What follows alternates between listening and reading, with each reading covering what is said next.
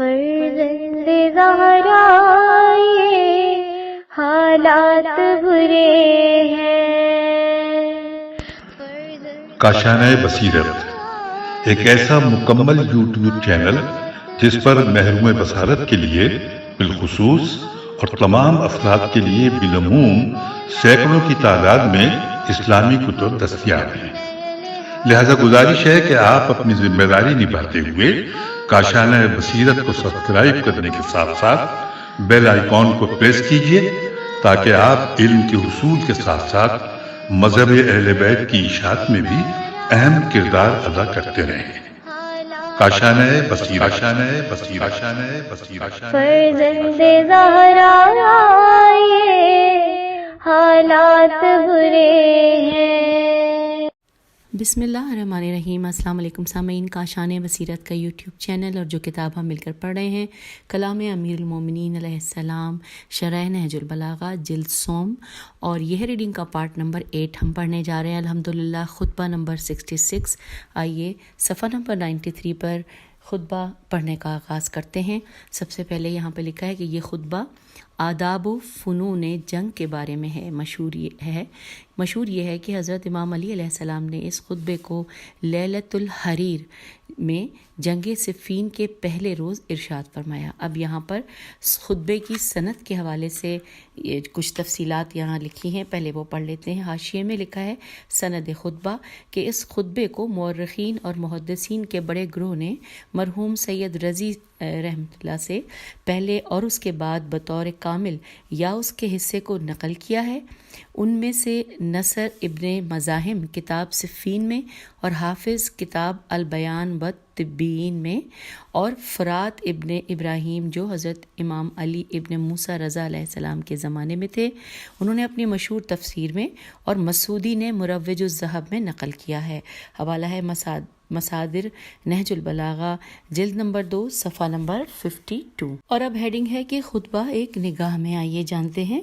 امام علیہ السلام نے اس خطبے میں جنگ اور جہاد حق طلبانہ، توئے لام بے الف نون ہے، جہاد حق طلبانہ کے فنون و آداب کو مکمل طور پر اور انتہائی جامع عبارات میں بیان فرمایا ہے، اور ان کے معنوی اقدار کو اس طرح یکجا کیا ہے کہ جہاد کا جذبہ رکھنے والوں کا حوصلہ بلند ہو اور انہیں خداوند متعال کی راہ میں ایثار و قربانی کے لیے تیار کرے۔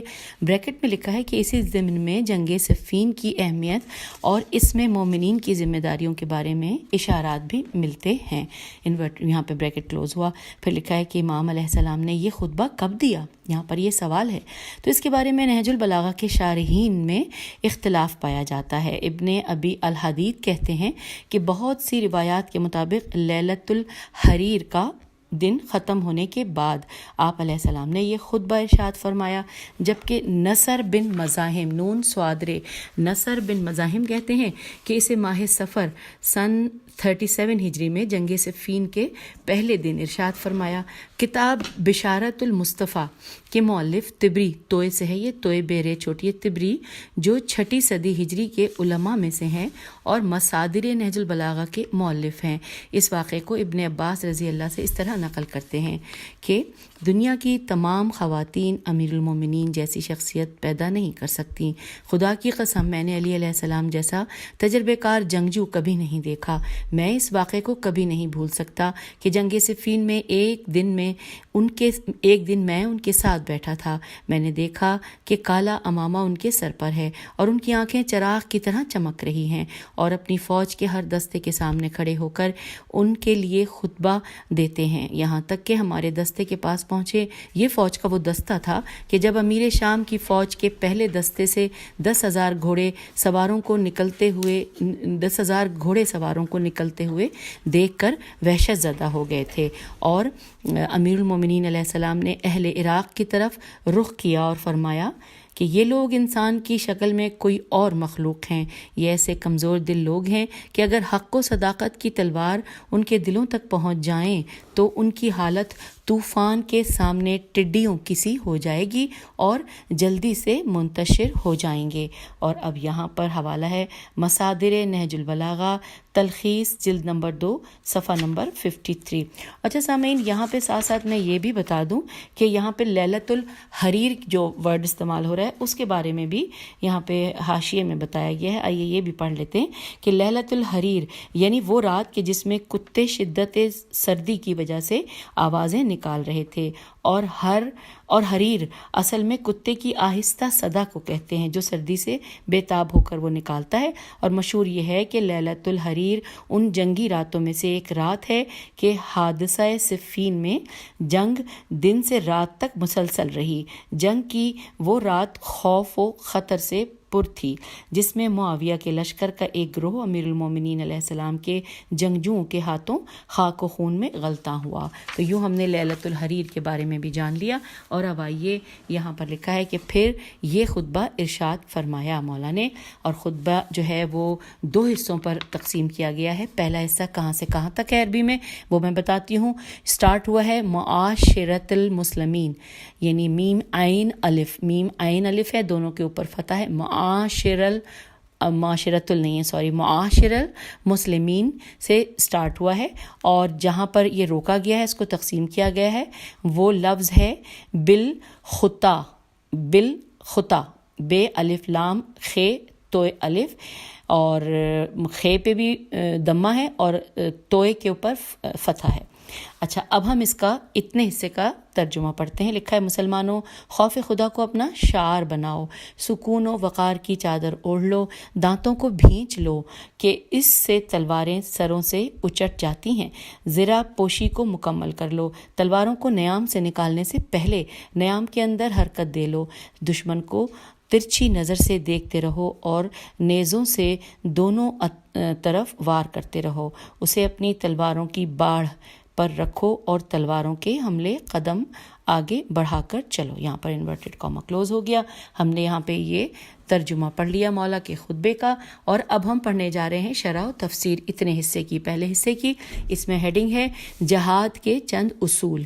لکھا ہے اس حصے میں امام علی علیہ السلام نے اللہ تبارک و تعالیٰ کی راہ میں جہاد سے متعلق 9 جنگی اصول ذکر فرمائے ہیں کہ جو جنگ میں کام آتے ہیں اور حقیقت میں اپنی فوج کے سپاہیوں کو جنگی اصولوں کے اسلحوں سے لیس کرتے ہیں۔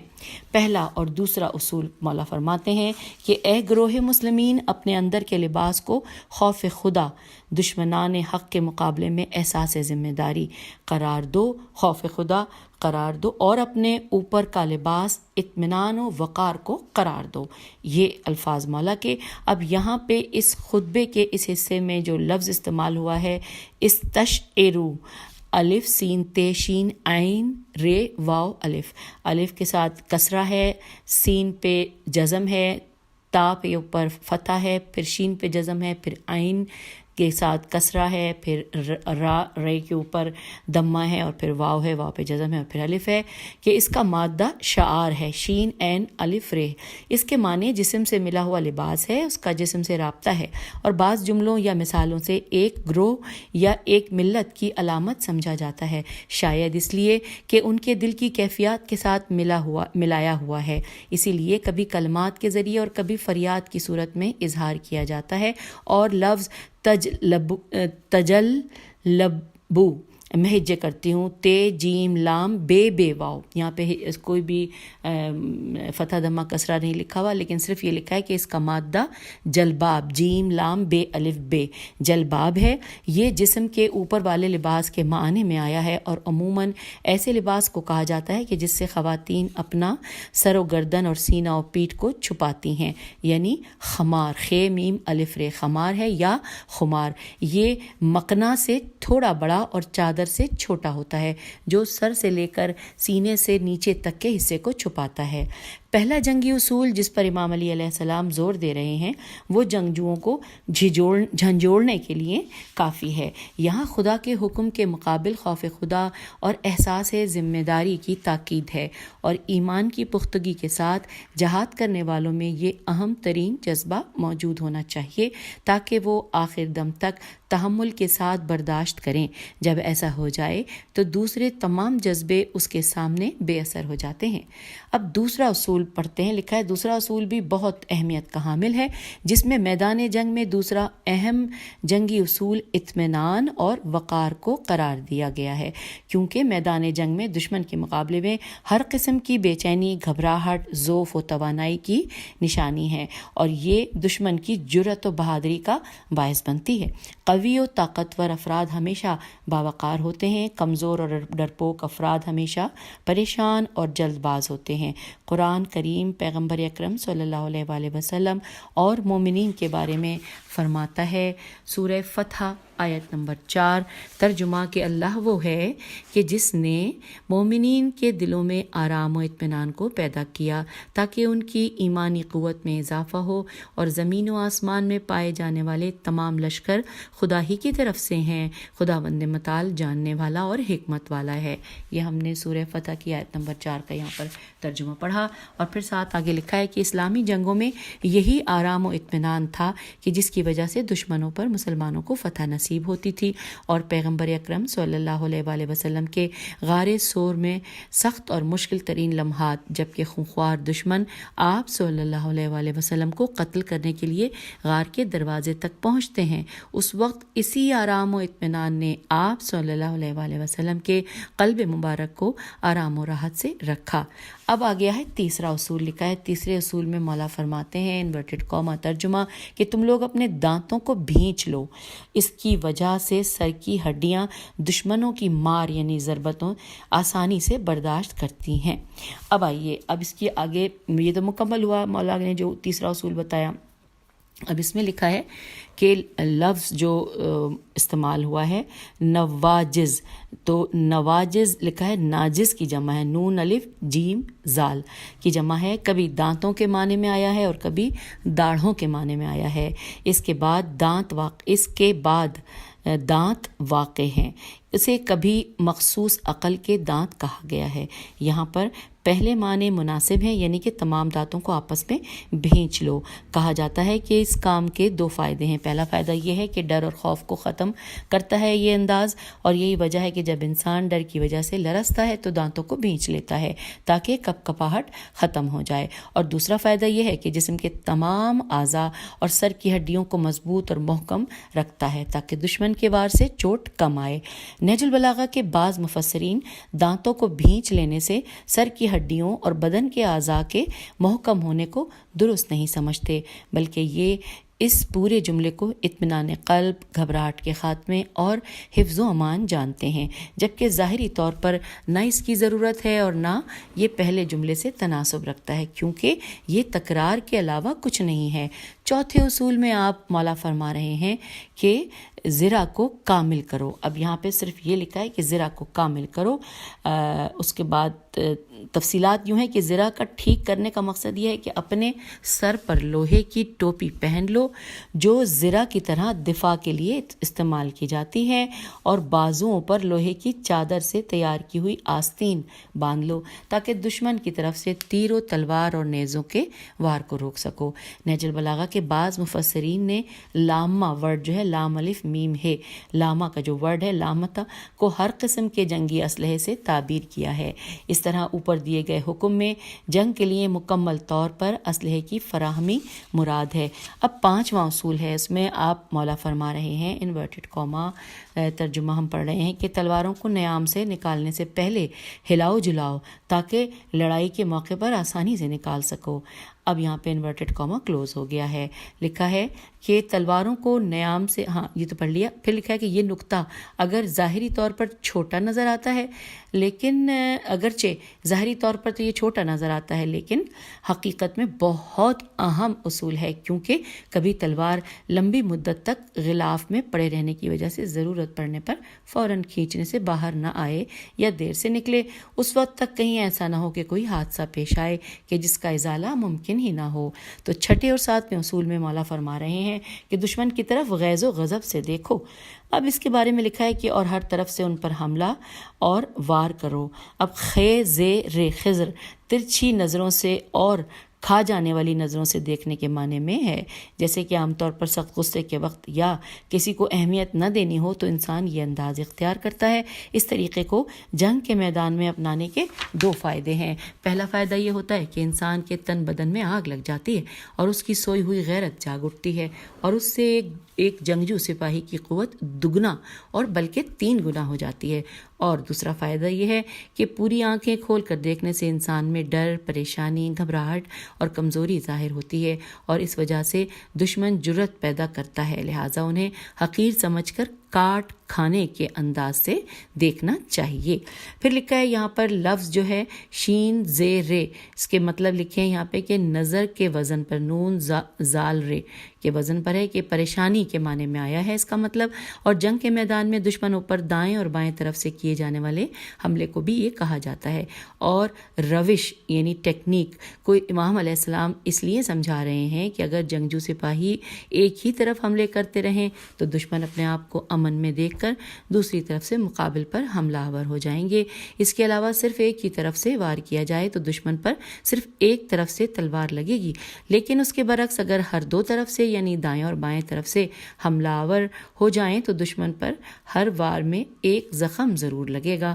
اس کے بعد لکھا ہے اگلے پیراگراف میں کہ ان مثالوں سے امام علیہ السلام کے جنگی تجربے کے بارے میں اچھی طرح واضح ہو جاتا ہے کہ آپ علیہ السلام کس حد تک تجربات رکھتے تھے، اور آپ علیہ السلام نے اپنی فوج میں یہ تجربات منتقل کرنے کی بہت کوشش بھی فرمائی تاکہ ایک معمولی کام انجام دینے سے اگر کامیابی مل سکتی ہے تو اس چھوٹے کام کو بھی کر گزریں۔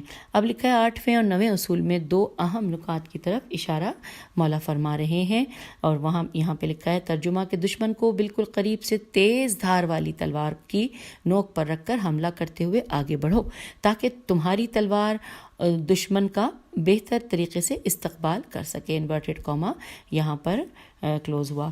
اب یہاں پہ لکھا ہے کہ لفظ جو اس مولا کے کلام میں جو لفظ ہے نافہو، تو اس کا مادہ جو ہے وہ نفحہ ہے، نون فہ ہے، جو کہ حملہ کرنے کے معنی میں آیا ہے، یعنی حملے کے وقت دشمن کے بالکل ہی نزدیک ہو جاؤ اور تبا زبا زوئے بے الف تلوار کی تیز دھار نوک کے معنی میں ہے۔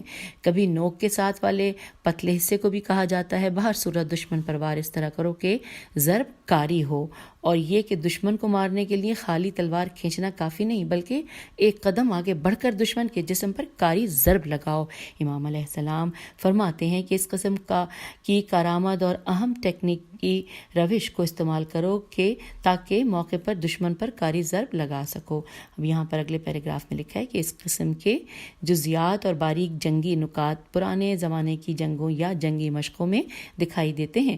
امام علیہ السلام پہلے اور اپنے زمانے کے تمام جنگی طریقوں سے مکمل طور پر آگاہ ہیں اور اپنے سپاہیوں کو بہترین طریقے سے اسلحہ چلانا سکھاتے تھے۔ اگر جنگ میں ایک طرف سے کامیابی ہو جائے اور کوئی نتیجہ نہ نکلے تو اس صورت میں میدان جنگ میں کم خون بہے گا اور اس سے انسانی مسائل سے محفوظ رہیں گے۔ سامعین، اب ہم نے شرح و تفسیر تو پڑھ لی، اب ہم نقطے پڑھنے جا رہے ہیں۔ یہاں پہ سب سے پہلا نقطہ ہے کہ پہلے اور آج کے جنگی طریقے، اور بس ایک ہی نقطہ ہے، آئیے اس کو پڑھتے ہیں۔ لکھا ہے کہ ہمارے زمانے میں جنگی علوم بہت پیچیدہ ہیں۔ ان علوم کی اقسام میں سے بعض کو سیکھنے کے لیے استاد کے سامنے کئی سال بیٹھ کر پڑھنا اور میدانوں میں مشق کرنا پڑے گی۔ ان علوم سے آگاہی کے بغیر بہت بڑی فوج بھی کسی مشکل کو حل نہیں کر سکتی اور جدید جنگی اسلحوں سے بھی کوئی کام نہیں لے سکتی۔ اس سلسلے میں تمام مسلمانوں پر اپنے مذہب و ملت اور فائدے کے دفاع میں جنگ کے تمام جدید تجربات و تعلیمات سیکھنا جہاں اور جیسے ملے واجب کفائی اور کبھی واجب عینی ہے۔ عین یہ نون چھوٹی ہے۔ پہلے زمانے میں یقیناً اسلحہ اور جنگی علوم و طریقے اتنے پیچیدہ نہ تھے، البتہ یہ کہا جا سکتا ہے کہ ان زمانوں میں بھی جنگ کے مختلف علوم اور آداب کافی زیادہ تھے کہ امام علیہ السلام کے معانی و مفہوم سے حویدہ چھوٹے چھوٹے جملوں میں باریک اور ظریف نکات کی طرف اشارہ ہوا ہے، جن سے ظاہر ہوتا ہے کہ امام علیہ السلام سابقہ جنگی اسلحہ و علوم اور ان کے طریقوں سے کس قدر آگاہ اور ہوشیار تھے۔ جنگ کے سلسلے میں امام علیہ السلام اپنے سپاہیوں کے رجحانات اور خیالات پر خصوصی توجہ دیتے تھے اور جن چیزوں کو میدان جنگ میں سب سے پہلی اور سب سے اہم قرار دیتے ہیں مولا وہ دو ہیں، پہلی خدا بند عالم کے ساتھ ذمہ داری کا احساس اور دوسری میدان جنگ میں سکون اور بے خوفی، اور یہی وہ دو اصول ہیں جو مولا علی علیہ السلام خطبے کے شروع میں بیان فرماتے ہیں۔ ممکن ہے کوئی یہ سوچے کہ ان جنگی علوم و تجربات کی باریکیوں کے سیکھنے سے جنگ کے میدان میں خونریزی زیادہ ہونے کا سبب بن جائے، جبکہ حقیقت یہ ہے کہ اسلامی جنگی تعلیمات سے ان کے برعکس استفادہ کیا جاتا ہے، کیونکہ تمام اسلامی تعلیمات جنگ کا انحصار اس امر پر ہے، اسلامی تعلیمات جنگ کا انحصار اس امر پر ہے کہ خونریزی کم سے کم ہو، لیکن ایک اہم نقطے پر توجہ کرنے سے یہ واضح ہو جاتا ہے کہ اس خطبے کی تعلیمات میں بھی اسی راہ کو اپنایا گیا ہے، کیونکہ اگر مسلمان فنون جنگی میں اس حد تک ماہر ہوں کہ ایک تیز و تند مختصر جو حملے سے دشمن کے لشکر پر کاری ضرب لگا سکیں تو جنگ کا دورانیہ مختصر ہو جائے گا اور نتیجتاً خونریزی بھی کم ہوگی، اور یہ بھی امکان ہے کہ مسلمانوں کی جنگی قدرت اور مہارت سے آگاہی دشمن کو جلدی ہتھیار ڈالنے اور صلح پر تیار ہونے پر آمادہ کر دے۔ اس طرح بھی خونریزی میں بہت کمی ہو جائے گی، کیونکہ اسلام میں کچھ جنگی تعلیمات اس اصول پر قائم ہیں کہ انسانوں کا خون کم سے کم بہایا جائے۔ جنگ کے خلاف یہ جملہ سب سے زیادہ استعمال کیا جاتا ہے، کیونکہ جنگ کے بارے میں اسلامی تعلیمات اس بات پر انحصار کرتی ہیں کہ ایسی حکمت عملی اپنائی جائے جس سے جنگ کے میدان میں کم از کم خون بہے۔ پھر لکھا ہے آخری پیراگراف اس پہلے حصے کے حوالے سے جو ہم نقطے پڑھ رہے ہیں کہ لیکن اس نقطے پر توجہ کرنے سے واضح ہو جاتا ہے کہ اس خطبے کی تعلیمات میں بھی اسی طرف اشارہ ملتا ہے، کیونکہ مسلمانوں کو اس قدر جنگی علوم و تجربات سے آگاہ ہونا چاہیے کہ اگر کوئی اچانک حملہ کرے تو دشمن پر پے در پے ایسی گہری چوٹ لگائیں کہ اسے سنبھلنے کی مہلت نہ دیں، اور ممکن ہے کہ دشمن مسلمانوں کی جنگی قوت اور طاقت دیکھ کر ہتھیار ہی ڈال دے اور صلح کے لیے تیار ہو جائے۔ اس طرح جنگ کی مدت بھی کم ہو جائے گی اور لوگوں کا خون بھی کم سے کم بہے گا۔ بنا بری اس مذکورہ تعلیمات بھی اسی دوبارہ پڑھتے ہیں بنا بری مذکورہ تعلیمات بھی اسی اہم ترین حکمت عملی کی طرف اشارہ کرتی ہیں کہ جن کا ابھی تذکرہ کیا گیا ہے۔ سامعین، یہاں پر اس خطبے کا یعنی کہ خطبہ 66 کا پہلا حصہ ہم نے مکمل کر لیا ہے۔ سب سے پہلے میں یہ بتا دوں کہ خطبے کے دوسرے حصے کے جو عربی کے الفاظ ہیں وہ پیراگراف کہاں سے شروع ہوتا ہے اور کہاں ختم ہوتا ہے۔ وہ پیراگراف سامعین شروع ہو رہا ہے وَأَعْلَمُوا انکم سے سٹارٹ ہوتا ہے اور ختم ہو رہا ہے اعمالکم پر۔ تو پھر آئیے اب ہم اس کا پہلے ترجمہ پڑھتے ہیں۔ انورٹڈ کامہ میں لکھا ہے کہ اور یاد رکھو کہ تم پروردگار کی نگاہ میں اور رسول اکرم صلی اللہ علیہ وآلہ وسلم کے ابن ام کے ساتھ ہو، دشمن پر مسلسل حملے کرتے رہو اور فرار سے شرم کرو کہ اس کا آر عین الف رے ہے، اس کا آر نسلوں میں رہ جاتا ہے اور اس کا انجام جہنم ہوتا ہے۔ اپنے نفس کو ہنسی خوشی خدا کے حوالے کر دو اور موت کی طرف انتہائی سکون و اطمینان سے قدم آگے بڑھاؤ۔ تمہارا نشانہ دشمن کا عظیم لشکر اور ایک تناب توئے نون الف ایک تناب دار خیمہ ہونا چاہیے کہ اسی کے وسط پر حملہ کرو، اور شیطان اسی کے ایک گوشے میں بیٹھا ہوا ہے۔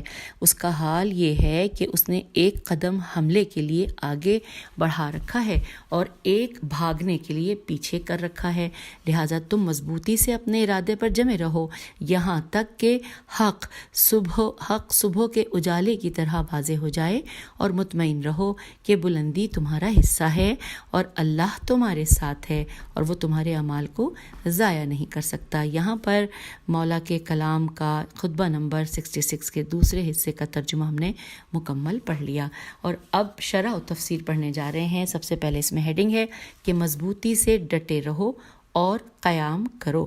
لکھا ہے کہ خطبے کے اس حصے میں امام علیہ السلام جنگ صفین میں فتنہ و فساد کو جڑ سے ختم کرنے کی غرض سے اپنی فوج کے سپاہیوں کی قوت اور ہمت بڑھاتے ہوئے انہیں تازہ حکم دیتے ہوئے فرماتے ہیں کہ جان لو تمہیں جنگ کے میدان میں خداوند متعال دیکھ رہا ہے، تمہارے تمام اعمال کو دیکھ رہا ہے اور تمہاری نیتوں سے آگاہ ہے اور حق و صداقت کی راہ سے تمہاری حمایت کرتا ہے۔ انسان کا یہ احساس کہ وہ اپنے ایسے مولا و آقا کے سامنے کھڑا ہے جو ہر چیز پر قدرت رکھتا ہے اور ہر چیز سے باخبر ہے، ایک طرف تو انسان کو طاقت و قدرت عطا کرتا ہے اور دوسری طرف ذمہ داریوں میں اضافہ کرتا ہے۔ حضرت نوح علیہ السلام کے واقعے میں بھی اس سے ملتے جلتے معنی و مفاہیم آئے ہیں، جہاں انہیں کشتی بنانے کے لیے کہا گیا کیونکہ کشتی نجات کا ذریعہ ہے۔ پھر لکھا ہے کہ ارشاد ربانی ہے سورہ ہود کی آیت نمبر 37 کہ اب تم وحی کے مطابق ہمارے سامنے ایک کشتی بنا لو۔ یہاں پر یہ ہم نے ترجمہ پڑھ لیا سورہ ہود کی آیت 37 کا۔ اب ساتھ نے ہیڈنگ ایک چھوٹی سی لکھی ہے کہ توجہ۔ اس توجہ کے حوالے سے لکھا ہے کہ ممکن ہے تمہارے دشمن تمہارا مذاق اڑا کر اور تم پر سختی کر کے جسمانی اور روحانی اعتبار سے تنگ کریں اور اذیت دے کر تمہیں تمہارے کام سے روکنے کی کوشش کریں، مگر تم ہمارے سامنے اور ہمارے حکم کے مطابق کام کر رہے ہو، ڈر، خوف اور غم کرنے کی کوئی ضرورت نہیں۔ بالکل اسی طرح پتھر دل اور سخت ترین دشمنوں کے مقابل پیغمبر اکرم صلی اللہ علیہ وآلہ وسلم سے بھی خداوند متعال فرماتا ہے۔ یہاں پر اس جملے کو دوبارہ پڑھ لیتے ہیں کہ حکم کے مطابق تم کام کر رہے ہو، ڈر، خوف اور غم کرنے کی ضرورت نہیں ہے۔ پھر لکھا ہے کہ بالکل اسی طرح پتھر دل اور سخت ترین دشمنوں کے مقابل پیغمبر اکرم صلی اللہ علیہ وآلہ وسلم سے بھی خداوند متعال فرماتا ہے۔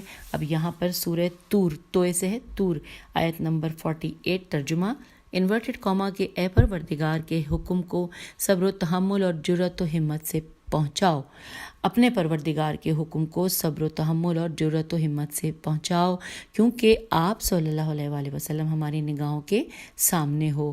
پھر مولا یہ تو ہم نے ترجمہ پڑھ لیا نا سورہ طور کی آیت 48۔ پھر مولا فرماتے ہیں کہ تم لوگوں کے لیے فخر اور عزت و مقام کی بات یہ ہے کہ تم پیغمبر اکرم صلی اللہ علیہ وآلہ وسلم کے چچا زاد بھائی کے ساتھ ہو۔ اب مولا کے اس کلام کے بعد لکھا ہے کہ وہ چچا زاد بھائی جو آپ صلی اللہ علیہ وآلہ وسلم کا وسیع جانشین ہے، جو ہمیشہ آپ صلی اللہ علیہ وآلہ وسلم کے ساتھ رہتا تھا، اس لیے اپنی حقانیت کی راہ میں کوئی شک و شبہ نہ کرو اور ستمگر دشمنوں کے ساتھ قوت و طاقت سے لڑو۔ اب لکھا ہے کہ یہ سب اسی صورتحال میں ہے کہ تمہارا دشمن پیغمبر اکرم صلی اللہ علیہ وآلہ وسلم کے سب سے زیادہ شدید دشمن یعنی ابو سفیان کا بیٹا ہے، جس کے دعوے خلافت کے باطل ہونے کے بارے میں کسی شک و شبے کی گنجائش نہیں ہے۔ پھر لکھا ہے کہ سرکار ختمی مرتبہ صلی اللہ علیہ وآلہ وسلم سے اپنی قربت کا اظہار اور اس پر امام علیہ السلام کا بھروسہ کرنا در حقیقت سمجھدار لوگوں کے درمیان ایک جانا پہچانا اصول ہے، کیونکہ جو کسی کا ساتھی رہا ہوگا اسے اس کے پوشیدہ رازوں کے بارے میں اچھی طرح معلوم ہوگا اور اسے سب سے دانشمند انسان جانا جائے گا، مگر یہ کہ اس کے خلاف کوئی ثبوت موجود ہو۔ اور ہو سکتا ہے کہ اس بات کا اشارہ حدیث ثقلین کی طرف ہو، کیونکہ رسول اکرم صلی اللہ علیہ وآلہ وسلم نے لوگوں کو اپنے بعد قرآن اور اہل بیت علیہ السلام کی پیروی کرنے کی دعوت دی ہے۔ امام علیہ السلام بات کو جاری رکھتے ہوئے دو اہم اصول جو ایک دوسرے کے لیے لازم و ملزوم ہیں سپاہیوں کے گوش گزار فرماتے ہیں۔ مولا کہہ رہے ہیں کہ دشمنوں پر پے در پے وار کرو اور جنگ کے میدان سے بھاگنے کی شرمناک حرکت نہ کرو، کیونکہ جہاد سے بھاگنا غیرت مند انسان کے لیے ایسا ننگوار ہے جو تمہاری آئندہ نسلوں میں بھی باقی رہے گا، اور ایسی آگ ہے جو قیامت کے دن تمہیں اپنی لپیٹ میں لے لے گی۔ یہاں پر یہ مولا کا کلام جو حصہ ہم نے ابھی پڑھا انورٹڈ کاما کلوز ہوا، پھر لکھا ہے کہ اس میں اشارہ اس جانب ہے کہ اس خیال اور انتظار میں نہ رہو کہ ایک ہی حملے میں دشمن کو مار ڈالیں گے، بلکہ دشمن پر پے در پے وار کرو اور ہر بار نئے ولولے، جوش اور قوت و بہادری سے حملہ کرو اور ان کی قوت و حوصلے کو کمزور و ناتواں کرنے کی کوشش کرو۔ اور ایک اور اہم نکتہ یہ کہ جہاد سے فرار کا خیال بھی ذہن میں آنے مت دینا، کیونکہ اس ننگوار کا دھبا تمہارے دامن پر لگا رہتا ہے، بلکہ آئندہ آنے والی نسلیں بھی اس شرمساری سے بچ نہیں سکیں گی، اور قیامت کے دن جہاد سے فرار ہو کر بھاگنے کی پاداش میں تم خداوند متعال کے غیظ و غضب میں گرفتار ہو جاؤ گے، کیونکہ گناہان کبیرہ میں ایک اہم ترین گناہ جہاد سے فرار ہے، جس کے بارے میں قرآن مجید میں کئی جگہ ارشاد ہوا ہے۔ ایک جگہ خداوند متعال تمام مومنین سے خطاب کرتے ہوئے فرماتا ہے، سورہ انفال آیت نمبر 15 اور 16، آئیے ترجمہ پڑھتے ہیں، انورٹڈ کاما، اے ایمان لانے والوں، جب کافروں کے گروہ کے ساتھ لڑائی کے میدان میں آمنا سامنا ہو جائے تو تم جنگ میں انہیں پیٹھ نہ دکھاؤ، فرار نہ ہو جاؤ، اور جو کافروں سے ڈر کے بھاگے گا سوائے اس کے کہ اس کا مقصد یہ ہو کہ تازہ حملے کے لیے لڑائی کے میدان سے کنارہ کشی اختیار کرے یا مجاہدوں کے کسی گروہ سے ملنے کے ارادے سے پسپائی اختیار کرے، ایسے لوگ خدا کے غیظ و غضب کا شکار ہو جائیں گے اور ان کی جگہ جہنم ہے، اور کیسا برا ٹھکانہ ہے۔ یہ سورہ انفال کی آیت 15 اور 16 کا ترجمہ ہم نے پڑھا۔ پھر لکھا ہے کہ اس کے بعد حکم جہاد پر تاکید کرتے ہوئے مزید 2 دستور اور دیتے ہیں مولا، جو کہ ایک دوسرے سے جڑے ہوئے ہیں۔ فرما رہے ہیں انورٹڈ کاما کہ اپنے ہاتھوں کو پھیلا کر شہادت کا استقبال کرو اور اطمینان سے اس کی طرف قدم بڑھاؤ۔ یہاں پر انورٹڈ کاما کلوز ہو گیا۔ اب یہاں پہ لکھا ہے کہ سجہ سین پہ پیش ہے، جیم پہ بھی پیش ہے، اور پھر آگے ہے۔ اس کے معنی سیدھے ہونے کے ہیں۔ یہ خصوصی طور پر سیدھے راستوں اور سیدھی شاہراہوں کے لیے استعمال ہوتا ہے، اور جہاں چلنے کے لیے اس قسم کے بہت سے آسان اور مشکل راستے موجود ہوں، یہ مشکل اور آسان کے معنی میں بھی استعمال ہوتا ہے۔ عربوں میں یہ ضرب المثل پائی جاتی ہے کہ جب کسی پر قابو پاؤ تو سخت گیر نہ بنو اور اف و در گزر سے کام کرنا سیکھو۔ حقیقت میں امام علی علیہ السلام شہادت کو تمام اہل ایمان کے لیے ایک گمشدہ خزانہ قرار دیتے ہیں، اور اس کی تاکید کرتے ہوئے فرماتے ہیں کہ انہیں شہادت کی موت سے ڈرنے کی ضرورت نہیں ہے، بلکہ مدتوں بچھڑے ہوئے 2 دوستوں کی طرح بازوؤں کو پھیلا کر اس کا استقبال کرنا چاہیے۔ شہادت کی راہ کو سیدھی صفوں اور صاف شاہراہوں کی طرح ہموار جانیں اور اطمینان قلب کے ساتھ اس کی طرف قدم بڑھائیں۔ امام علیہ السلام کی مبارک ذات خود عاشقان شہادت کے لیے نمونہ کامل تھی، اور قسم کھا کر فرماتے ہیں انورٹڈ کاما کہ خدا کی راہ میں موت اور شہادت کے ساتھ ابو طالب علیہ السلام کے بیٹے کا لگاؤ ایسا ہے جیسے دودھ پیتے بچے کا ماں کے سینے سے لگاؤ ہوتا ہے۔ انورٹڈ کاما یہاں پر کلوز ہو گیا، اور یہاں پر اس میں مزید اس کے بارے میں لکھا ہے کہ اس کی مزید وضاحت کے لیے جلد اول خطبہ نمبر 5 کی طرف رجوع فرمائیں۔ چلیے اب ہم اگلے پیراگراف کو دیکھتے ہیں۔ لکھا ہے ان مقدمات کا ذکر کرنے کے بعد امام حتمی نتیجے کی طرف توجہ فرماتے ہیں اور اپنے اصحاب کو شامی افواج کی کثرت، امیر شام اور اس کے ساتھیوں کی صفین کے میدان میں دور تک پھیلی ہوئی خیمہ بستی کی طرف اشارہ کرتے ہوئے حکم فرماتے ہیں انورٹڈ کاما امیر شام کی رنگا رنگ فوجی چھاونی اور ان کے خیموں پر فیصلہ کن حملہ کر کے نابود کر دو۔ انورٹڈ کاما کلوز ہو گیا۔ اب لکھا ہے کہ کیوں شیطان اسی خیمے کے کسی گوشے میں چھپا بیٹھا ہے۔ اگر حملہ اطراف سے کرو گے یا خوف اور احتیاط سے شروع کرو تو دشمن ہوشیار ہو جائے گا اور کامیابی حاصل نہیں ہوگی۔ اس کے برعکس اگر حملہ اچانک آسمانی بجلی کی طرح دشمن کی قلب لشکر، فوجی تنصیبات اور کمانڈروں پر کیا جائے تو ان کی حوصلہ شکنی اور جنگی حکمت عملی درہم برہم ہو جائے گی۔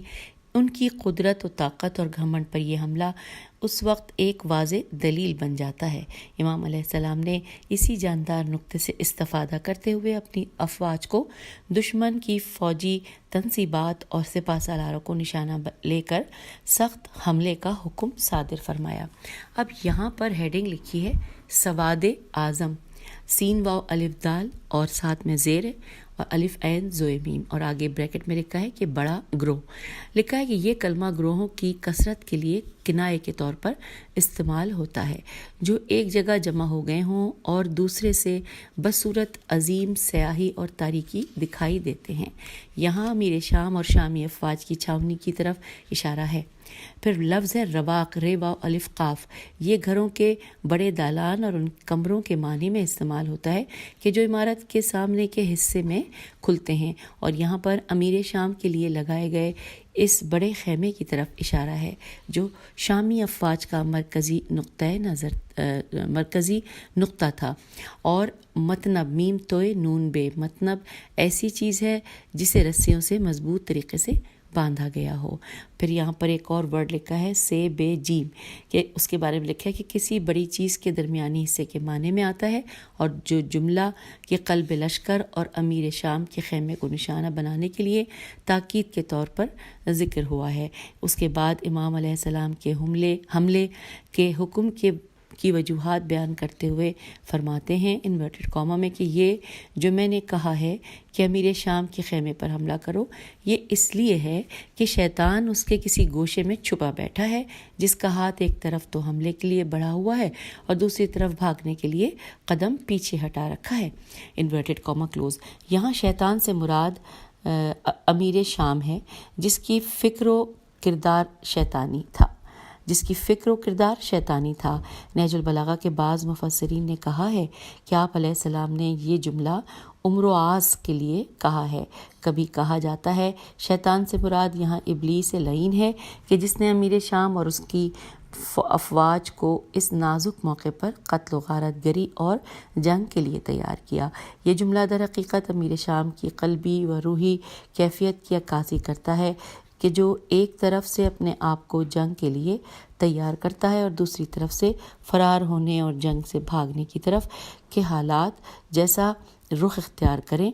مادہ پرست سیاستدانوں یعنی گیدڑ کی طرح رخ بدلنے کے لیے تیار رہتا ہے. اس کا کوئی بڑا مقصد نہ تھا کہ جس کے عشق میں اور اسے بچانے کی خاطر لڑتے ہوئے اپنے خون کا آخری قطرہ تک اس پر نچھاور کرتا. یہی وجہ ہے کہ ایسے لوگ جب مومنین کے ایسے گروہوں کے سامنے آتے ہیں جو کسی بلند مقصد کی خاطر جان قربان کرنے کے لیے تیار ہوں تو شکست فاش کھاتے ہیں. قرآن مجید میں شیطان کے بارے میں اس طرح فرمایا گیا ہے جو کہ سورہ انفال کی آیت نمبر 48 ہے. ترجمہ ہم پڑھتے ہیں انورٹڈ کاما میں. اور جب شیطان نے ان کی کارستانیوں کو عمدہ کر دکھایا اور ان کے کان میں پھونک دیا کہ لوگوں میں آج کوئی ایسا نہیں جو تم پر غالب آ سکے اور میں تو تمہارا مددگار ہوں ہی. پھر جب دونوں لشکر آمنے سامنے ہوئے تو الٹے پاؤں بھاگ نکلا اور کہنے لگا کہ میں تو تم سے بیزار ہوں، میں تو وہ چیز دیکھ رہا ہوں جو تمہیں نہیں سوجتی، میں تو خدا سے ڈرتا ہوں اور خدا بہت سخت عذاب کرنے والا ہے. یہاں پر انورٹڈ کاما کلوز ہو گیا. اب یہاں پر آگے لکھا ہے کہ نہ صرف ابلیس بلکہ ایسے کاموں میں انسان نما شیاطین بھی لوگوں کو بہلا پھسلا کر گناہ میں مبتلا کر دیتے ہیں، اور جب حالات کو وہ اپنے حق میں نہیں دیکھتے تو انہیں چھوڑ کر بھاگ نکلتے ہیں.